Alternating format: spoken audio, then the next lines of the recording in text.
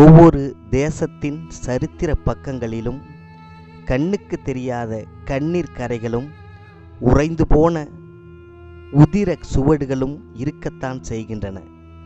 ஒரு நந்தவனம் இலையுதிர்ந்த கதையை இரவுகளோடு சொல்ல, அதை கேட்டு இரவானது பனித்துளி கண்ணீர் வடிப்பது போல சரித்திரத்தில் மறைந்த சம்பவங்களை தொகுக்கும் பயணமே இந்த புதின வடிவில் உண்டான கலைக்களஞ்சியம்.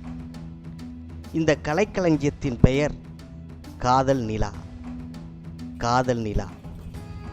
இந்த காதல் நிலாக்கள் என்பது காதலித்தவர்களுக்காக மட்டுமல்ல, காதலிப்பவர்களுக்காகவும் காதலிக்க போகின்றவர்களுக்காகவும் காதலை உணர்ந்தவர்களுக்காகவும் காதலை மதிப்பவர்களுக்காகவும் காதலை அறிந்தவர்களுக்காகவும் சேர்ந்த கலவை இது.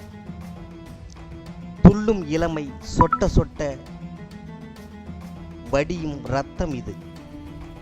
ஆம், இறைவன் தனது படைப்புகளை ஒவ்வொன்றையும் படைத்துவிட்டு இறுதியில் படைத்தது ஆதாம் ஏவாளைதான். இதிலும் ஏவாளைதான் இறுதியில் படைத்தான். படைத்துவிட்டு பிரமித்து போனவன் இறைவன். அதனால்தான் என்னவோ இந்த கிளியோபாட்ராவை பார்த்து வியக்காத ஆளில்லை. ஆம், கிளியோபாட்ரா என்னும் உலக பேரழகியின் வெளிச்சத்திற்கு வராத அந்தரங்க வாழ்க்கையின் அபூர்வமான தகவல்களும் சம்பவங்களும் காட்சிகளும் கற்பனை கலந்த நெசவில் லேசான அந்திமழை போன்ற புதின வடிவில் உங்களுக்காக உருவாக்கப்பட்டிருக்கிறோம். உலகில் அதிகமாக சொல்லப்பட்ட 10 பெயர்களில் கிளியோபாட்ராவின் பெயர் இருக்கும்.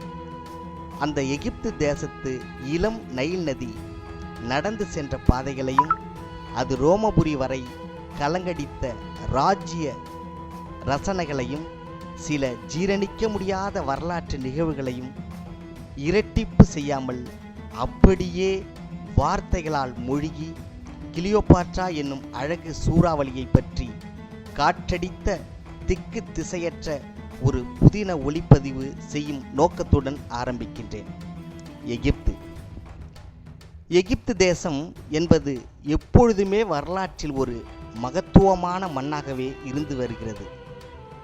அந்த பாலைவன பூமியில் கொடூரமான வெப்பத்தை கொஞ்சம் கொஞ்சமாக குறைத்தது நைல் நதி. அதனால்தான் என்னவோ எகிப்தின் கொடை நைல் நதி என்ற பெயரும் உண்டு. உலகில் நீளமான நதியும் ஆழமான சரித்திரத்தையும் கொண்டது எகிப்து கலாச்சாரம். உலகில் 4 கலாச்சாரத்தில் முதல் கலாச்சாரத்தை பெற்றது எகிப்து. மன்னர்கள் தங்கள் உடலையும் பாதுகாத்துக் கொள்வதற்காக விண்ணை உரச கட்டிய பிரமிடுகள் தான் நாளைய உலகத்தையும் பிரமிக்க வைக்கும். ஒவ்வொரு பிரமிடுகளும் இன்றைய மதிப்பின்படி ஒரு தேசத்தை வாங்கும் அளவில் உள்ளது.